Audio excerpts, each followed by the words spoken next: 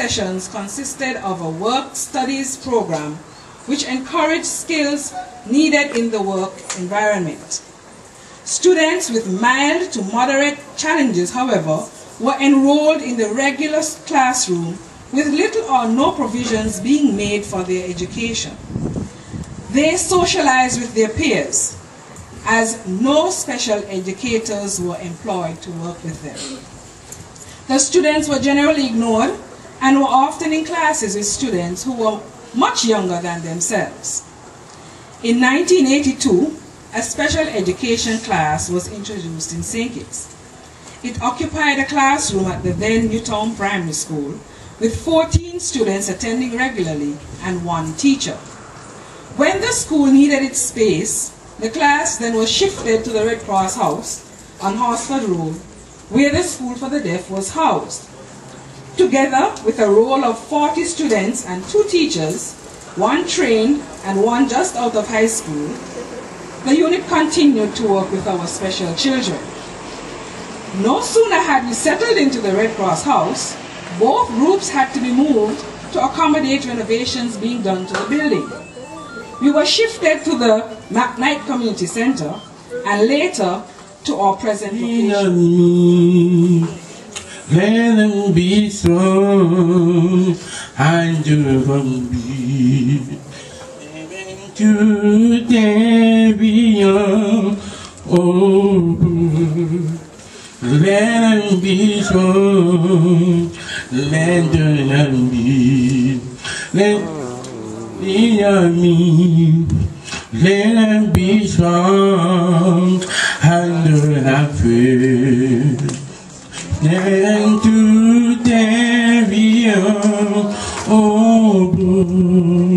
let them be strong and do not fear. Somebody to lead me, let them be strong and do not fear. Never to be let them belong unto me. Somebody to lead, let them be strong.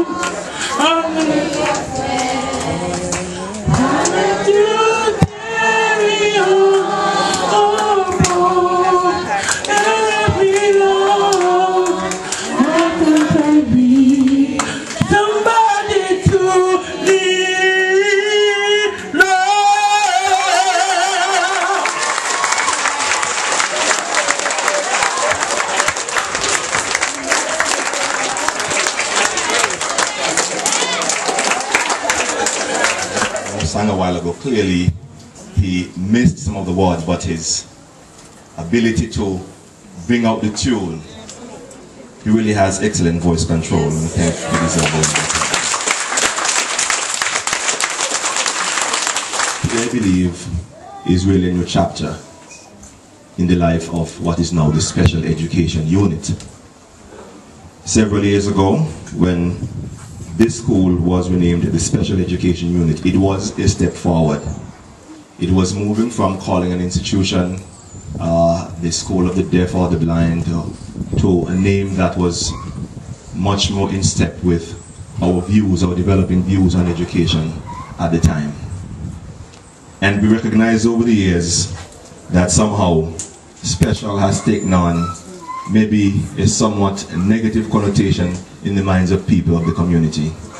We have had challenges in getting parents whose children need assistance that can be very well rendered by this institution, convincing them that this is an institution that is worth getting their children into. As Mr. Petty, who spoke before me, said, we want this institution to be one where children who have challenges, severe challenges in numeracy and reading and so forth, can come, spend a year or 2 or 3, and re-enter the mainstream, reintegrate in the mainstream education system. And so today we're here to rename this school. We want to name it a comprehensive school.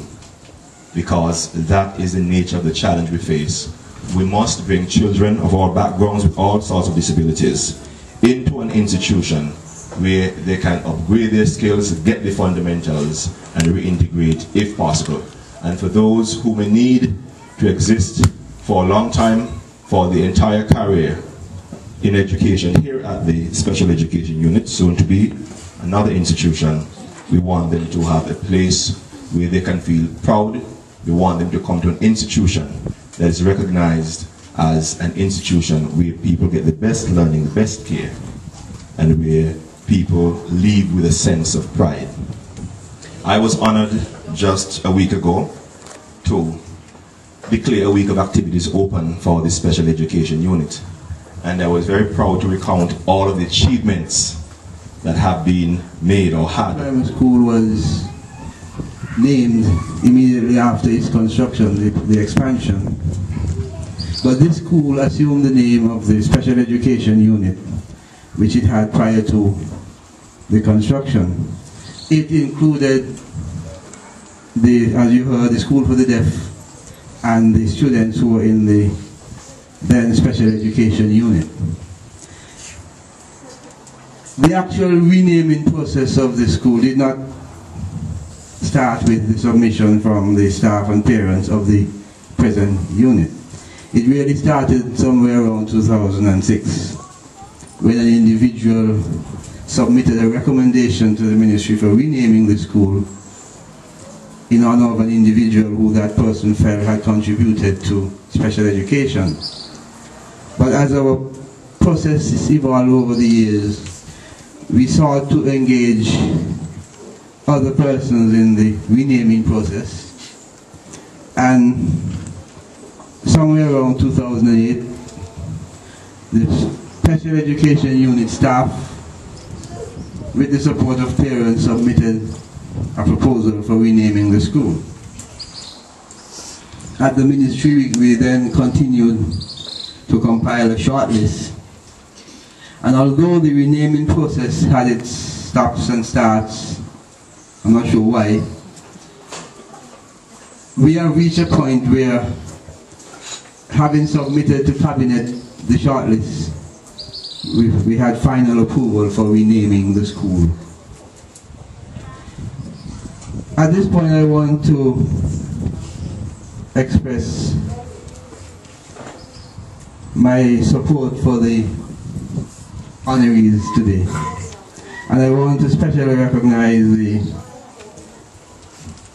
family of the late Annette Thomas, or I should say Annette Johnson Thomas, one of my past students, and who I understand started working here at the Special Ed Unit somewhere around 1984, or started working in special education, I must say, around 1980. I want to thank the media, the traffic department, I want to thank Valleys, I want to thank Google Lads and the family of the honorees for the dedicated service to special education.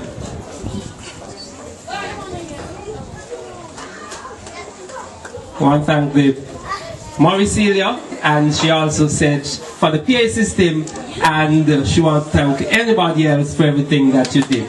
She signed so fast and had to